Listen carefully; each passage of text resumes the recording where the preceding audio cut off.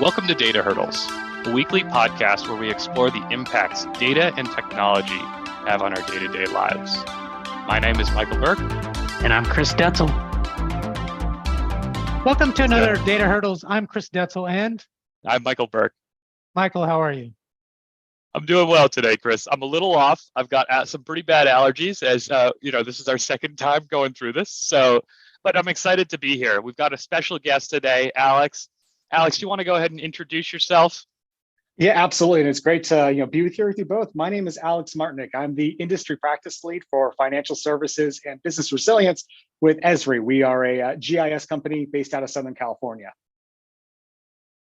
That is so cool. And for our audience, because we're all coming in at different places, what is GIS? What do you do?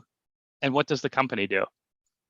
Yeah, so Esri's been around now for a little over 50 years. We started off as a small consulting firm and have grown to being the world leaders in this idea of GIS, that's geographic information systems. And we produce, a high level here, we produce software to help data scientists, market researchers, market planners understand the locational elements of their data so that they can make more precise decisions. So whether it's in real estate doing a site suitability analysis, or if you're in market or market planning, marketing, looking at consumer behaviors and demographics, we can help take that next dimension of the data to operationalize it to stakeholders.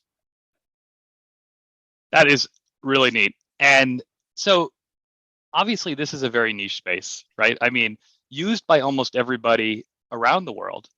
How did you get into this space? Well, what's funny is GIS professionals joke often that by accident. Really, it's funny, and I'll get into thinking spatially and why it's innovative and transformational, but it's still inherent to who we are, as people, as analysts. One of the oldest tools ever made was a map. That's one of the earliest tools made. But back in 2012, I was in this program sponsored by the Defense Intelligence Agency. This was to help train the next generation of Intel analysts, and I was coming into it from a critical infrastructure protection background, counterterrorism background, and I came across this elective course on GIS. And about 2 or 3 days into the course, I was completely hooked. I had what a lot of us call that aha moment, when you start to see data a different way. I was working on this just complex analysis of the Islamic State in Syria. I know a lot of data scientists don't always start. It was Syria in 2012, but that's where I started. And I had this 10 to 15 page intelligence assessment I was writing for our stakeholders, and it was going to be shared off to different universities and different elements of the government, all open source, non-confidential, non-security clearance worthy type of stuff. But I was really getting into these hours looking at every word I put into this, knowing someone might read 50 words, 100 words. How do I get my point across?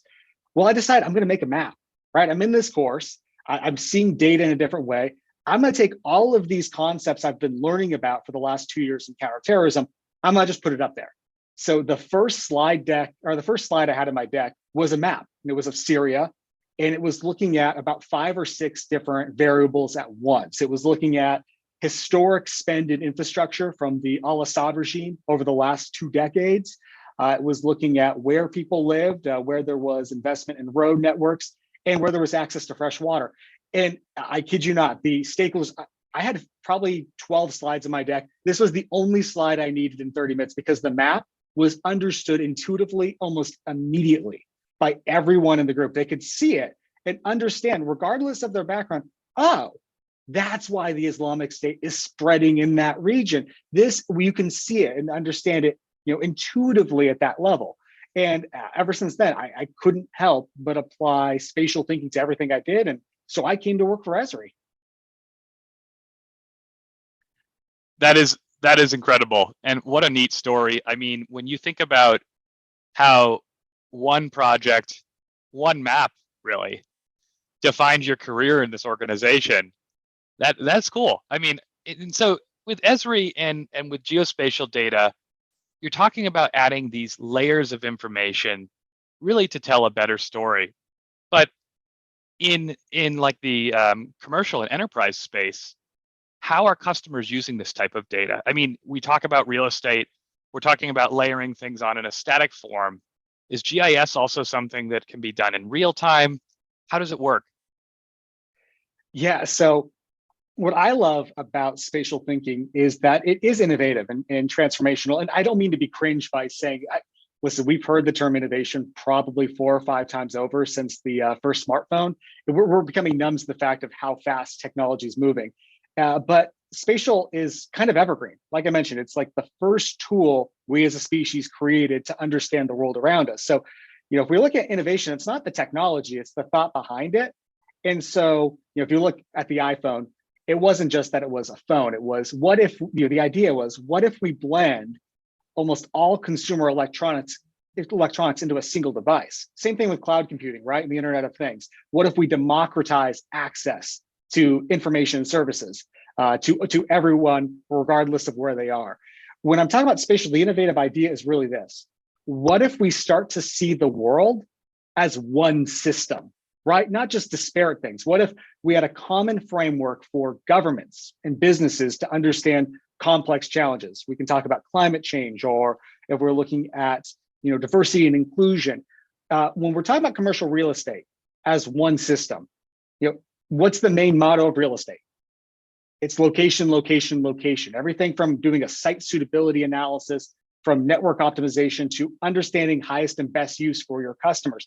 These are all inherently spatial workflows. But yet, oftentimes, a lot of commercial real estate firms, a lot of retailers, they may have some, GIS in the background, but spatial thinking is not in the forefront of that decision making in a lot of cases. Yeah, absolutely. And it's funny you keep bringing up the real estate example.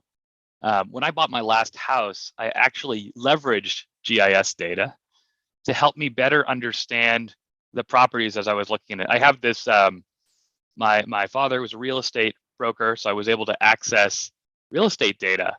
But the challenge is that's all in tabular form, and it's really hard to understand how that data relates to the world or the spaces that you want to live in. And so I leveraged the GIS data to look at things like wetlands, the houses, how far I was away from the schools that I was in, what school district, crime overlays.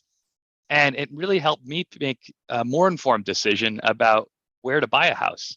And nowadays, I mean, this was a while ago, but Zillow and others have gotten much better at this. But I think that, it really led me down this path of excitement, realizing that the government and the United States has so much free data available in the GIS space. It's just incredible how much you can download as a citizen, right, and use at your disposal if you know how to use the right tools. No, exactly. And I'm glad you bring that up, that you used it. I did the same thing. I bought my house in 2017. My dad used to always joke that luck is nothing more than when preparation met opportunity.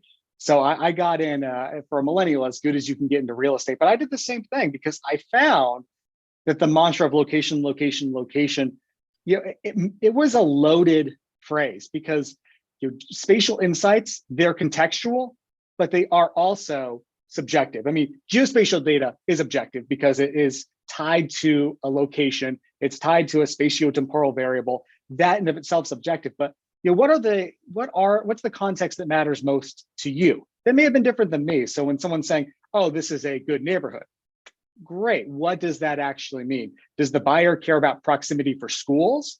Does the buyer, are they like me? Are they a runner? Do they want access to green space? Do they want access to trails? All of these different considerations, the contextual value of that site, it's a location-based variable, regardless of that preference. Proximity to work. I want to be able to commute. I, thankfully, being in Southern California, do not have to go on the freeway to go to work. That was my number one criteria. I'm one of the few that probably can get to avoid all of the gridlock on Interstate 10. But still, all of these things together are how we understand the world, and they're inherently spatial. Absolutely. And it's amazing that, this geospatial data also evolves over time, right? And can change drastically over time. We've got things, you mentioned earlier, the environmental factors, right? How are things changing around the world at scale? What are some of the applications that you've used this data for, especially in the temporal space, right? Because I think that is so prevalent to some of the biggest concerns that we have around the world, whether it's intelligence-based or environmental. So much is changing all at once. This is the wonderful thing with where I've pivoted my career. In the last 5 years or so, I've been more focused on business resilience. So again, that traditional intelligence defense background I had there, I've now pivoted towards equipping the private sector with the analytical tools they need to overcome some of these challenges. I joke that I learned to make maps to fight terrorism. Now I battle climate change, right? And so within financial services, that's the primary area I serve. Whether it's a traditional bank that has their own portfolio, or I'm working with like a real estate investment trust. What we're looking at is first creating an operational base map. What's the digital representation of your business functions, that digital twin, so that you can first understand where do you currently have holdings, where is the value based on your customer segments and your access, and then how is that going to change over the next 5, 10, 15 years? We all know that regardless of the cause, climate change is now so much more than just an existential threat to businesses. We are seeing the direct impact of climate-driven disruptions today. And so we're looking at like targets for 2030 or 2050. That's not when everything just happens at once. There will be a gradual lead up, similar to what we experienced with COVID-19. It'll happen gradually, then all at once. And so we're looking at what's the current footprint, and then how is that footprint overlaid with different risk layers to contextualize the risk, contextualizing where there are vulnerabilities to, say, a rise in tropical storms, a inherent risk of resource scarcity or drought, and then creating to where, for an investment professional, where do you need to divest in your current portfolio? But most importantly, where do you need to start purchasing real estate today that will be valuable in 15, 20 years? Based on the various projections given by intergovernmental agencies like the United Nations or other data providers. So agricultural forecasting is huge in this space. As we're looking at where is grain and other commodities, where will they be viable in 2030, 2040, 2050 under these different projections that we can map. That's so interesting. And there's a company I came across a couple years ago, Intelia Agriculture. I don't know if you've worked with them before, but they essentially, one of their big platforms, which I found so fascinating, was they used GIS data to predict soybean crops success and risk. And especially in South America, there's this huge risk of washout, right? Where your one storm can destroy a whole year's crops. Oh yeah. And so the volatility on this platform is really to help estimate, buy, trade, and sell soybean and other crops. And it is just incredible that GIS data, but it's more than that. It's the risk layers that they've built on top of that to make it an intelligent platform. As an organization, are you guys providing primarily the baseline data to enable customers to build that type of intelligence? Or are you also implying and providing that additional layer of data for risk forecasting and other things like that? Well, that's the wonderful thing. And this is why I did choose to come to Esri, because as an organization, we provide just an unfathomable amount of free data. We have this product called the Living Atlas of the World. It's the largest curated geospatial database. It is open to all of our user community, whether someone comes in and buys a single seat of our cheapest product over to some of our enterprise deployments. The Living Atlas brings in and integrates data from private parties, governmental agencies, and a lot of our collaboration happens on that international level, whether it's through United Nations SDGs, whether it's through various elements of the United States federal government or state and local governments. Our reach has enabled us to create those partnerships to bring in data from NASA and NOAA and USDA and provide that to anyone who's using our software. We're creating that open framework for both the policymakers and the executives. Again, we have the baseline application that can help organizations understand their own proprietary layout, right? What is the digital twin of their operations? What is the financial implications of their individual sites? Nobody else has to touch that. That is their proprietary information. But then they can overlay, right? Layer on top all of the context. Again, it's that one system mentality. So working with some of the banks here in the United States, another area other than sustainability and climate risk has been on social equity, right? For the last 3 years, we've seen a fundamental change in business culture trying to overcome systemic barriers to equity within the system that have largely Mhm. fallen along racial lines. Decades-long practices from the 1800s to the early 1900s of racial exclusionary tactics like redlining, the use of racial covenants. These were purposeful policies meant to prevent BIPOC equity and ownership of land. Those same types of almost location-based workflows are now being flipped upside down to say, where have there been systemic harm because of that? Where are there banking deserts in the United States in otherwise well-developed areas that are the result of redlining? And we partnered with federal agencies, private sector, and also academia to tackle this. There is the Mapping Prejudice Project that has been exclusively focused at looking at what's the correlation from a data science perspective between redlining and racial covenants and today's modern day banking deserts, which can be, again, in a very well-developed urban or metropolitan area. It's the reason why, if you're looking at inaccessibility to financial services, 1 in 5 Black families in the United States are still unbanked. If you were to overlay that against the areas where That's they live amazing. now, when you start to look at it spatially too, you can understand the scope of the problem. 1 in 5 Black families, that's a statistic. What's the data hurdle here? Contextualizing and understanding where it's happening. If you look at some of the definitions of a banking desert, you'd have the Fed saying there are no banking deserts. But when you're looking at it from accessibility, right? Where is it someone lives in relationship to the context of location, location, location? This person lives here and this is their access to public transportation. This is the opportunity cost for them to get to a branch. This is what it would take. It's virtually inaccessible. You can be 2 miles away from a bank in downtown Los Angeles. You are not accessible to that branch unless you are walking. And that's not necessarily equity within financial services. And all of this in the one system mindset almost directly correlates to other types of deserts, food deserts, broadband inaccessibility. That's the wonderful thing, because you have your digital twin of your operations. That's one thing.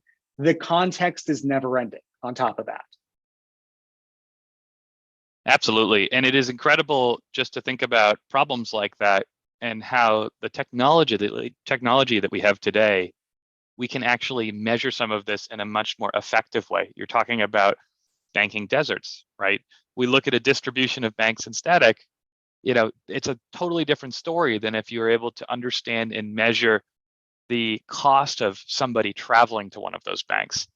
And actually layering on that data and having that information available now to be able to do some of that forecasting is incredible, right? Yeah, we were working with this one group out of Indonesia, Bank Momolet.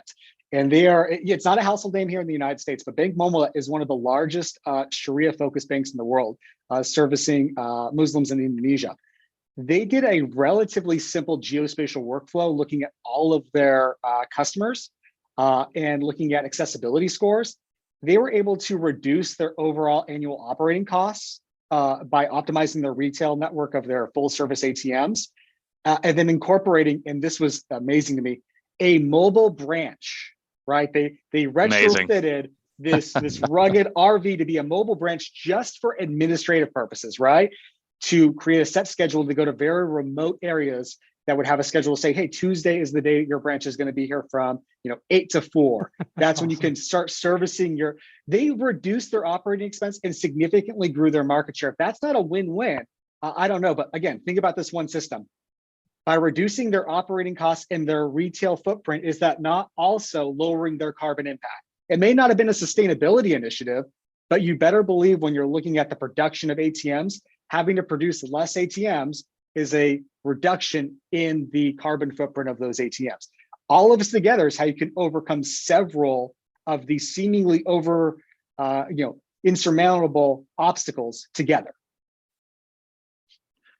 So with GIS data, we are creating these massively complex systems to capture, organize, and maintain this information.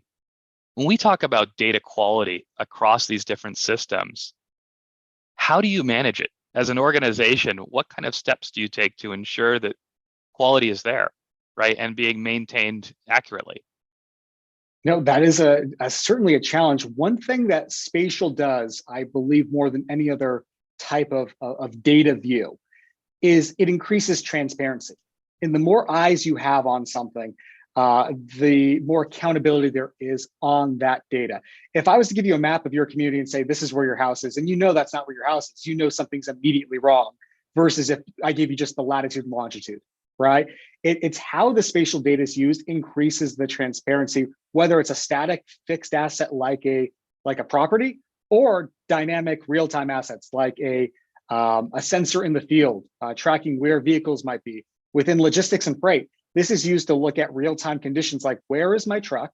What are the conditions around that truck in case it's a refrigerated unit that has perishables and it's a 110-degree day in Nevada or California along the 10? And what are the traffic conditions? Do we have a risk of spoilage, right? What are the, being able to track all of these things together increases the transparency. But you're right. Fundamentally, data integrity is huge. And that's where, again, I would say that being able to see it is, again, a different level of understanding the data. And it's universal too. When I first joined Esri, I got to see former Governor Martin O'Malley speak on how they implemented GIS on the state level, being able to track all of their assets. And what he was saying, he made a quip about being a policymaker, and it's simple enough for me to understand. And it was that show me my house type of mentality, right? What's the first thing any of us do when we open up a digital map, whether it's Google, Bing, or Esri software? What was the first thing you did?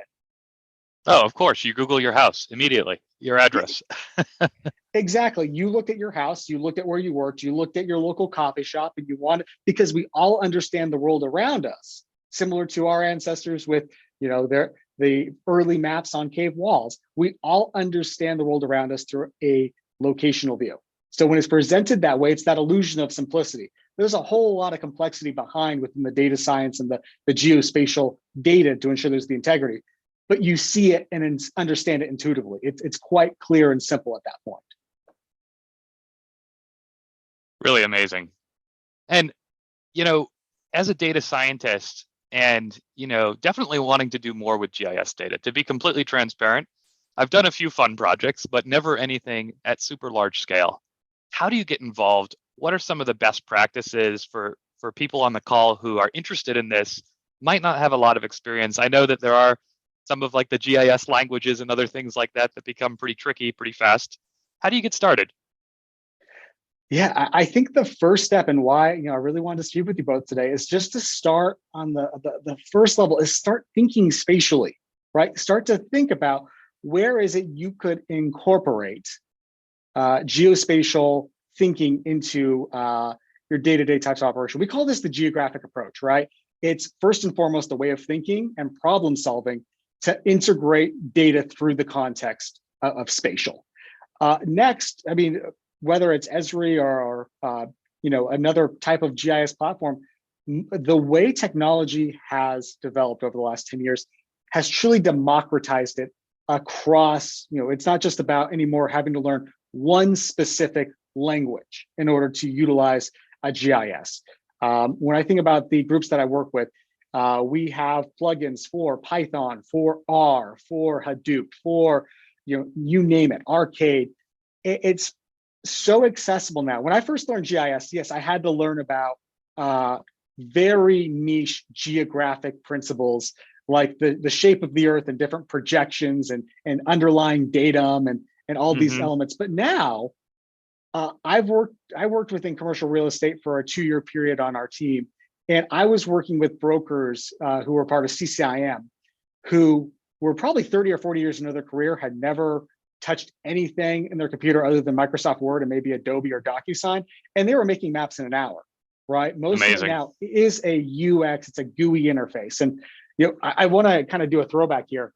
Our founder, Jack Dangerman, when he first started Esri as a consulting firm about 50 or so years ago, it was, again, working on a project basis. When it became a product, when it became a software that others could leverage, the way he saw it was that there was the map, and the map was nothing more than the visual interface into the database itself. He saw this as database management. He did not see this as something disconnected from traditional data science. It was just a different way to look into it. So when I open up like an SPSS pulling out my poli-sci background here. When I open up SPSS and I have to learn all the tools and learn how to read the various numbers or the tabular formats, yes, I have to kind of learn a new language. But when it's a map, we all understand it. Absolutely. So I think that, one of the things that is really interesting for me and diving into geospatial data is, what does the future look like, right? We have all of these new technologies, all of these new ways. When we talk about maps, right, today what we're talking about, and I think what everybody's thinking of, is that picture of blue and green, right? But what are all the other kinds of ways that we're tracking information in a geospatial system? And you think of heat or admittance of certain chemicals or compounds, and all of these sensors that are being able to be layered on top of your standard geospatial understanding of, X and Y. How is that evolving in this space, right? Is there new technology coming out, new ways of tracking information? And what are some of the really creative ways that you've seen, possibly in IoT space? We mentioned a few of those examples that customers are leveraging this type of infrastructure to do innovative and new things within their own businesses. Oh, I couldn't begin to tell you, and here's why. The most beautiful thing I've seen over the last 8 years since I first made that map on ISIS is the democratization of it, right? This is no longer just this prized commodity of a select few that understand how to utilize a geospatial system. We have programs in place now for K through 12 through nonprofits and NGOs. And I think the future is similar to when the personal computer, when you look at the adoption of it in the 80s, the 90s versus today, it's again that approaching a problem spatially first and looking at its connectedness to other types of issues. A lot of what we do in the geographic space is rooted in nothing new. If you look back at John Muir, who was a 19th century naturalist and traveler and scholar, he had this quote that the more you observe anything in isolation, the more you see its connectedness to everything. I think that's the future as we start to look at things like racial inequities in the United States and also globally, when you're looking at workforce equity and equal pay through developing nations, when you're looking at climate change, when you're looking at economic and political instability and volatility, all these things are connected. And when you start to look at how public-private partnerships are being formed to combat them, you can't just have a one-off isolated strategy to fix these types of issues. If we're looking at overcoming climate change before it's too late, it's not just enough to, we reduced our carbon output by 20% last year. Great, you grew 300%, so you're still net positive, right? There has to be a broader coalition that's leveraging the same underlying framework to understand the issue. And that's, I think, inherently geospatial, right? I think that because it democratizes the insights and the accessibility and the transparency, that's what we're looking at, is more people being able to increase data literacy by looking at it through a location lens first. Alex, I love this. I think that there is so much good to come out of data like this, right? But I've also seen this kind of a little bit scary thing, right? It's not too bad, of as more and more data sources become publicly available and open sourced, we start to see new risks emerging from things like geospatial data. And I think a good example of that was the Strava heat maps. I know you guys are all runners, right? Where they were able to identify through the open data that Strava had published on runners, military bases, right? Through the heat maps of these running patterns of running around buildings that didn't exist. Are there any other risks like that as we start to see things emerge in the open data, like unintended consequences of exposing more and more data collectively? And how do we monitor those risks?